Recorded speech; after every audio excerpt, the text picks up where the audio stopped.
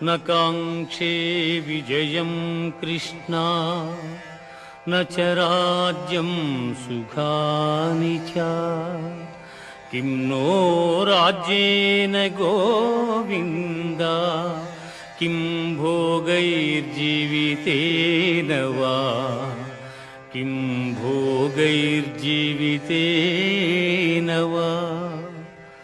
స్వజనమును చంపుటకిష్టపడక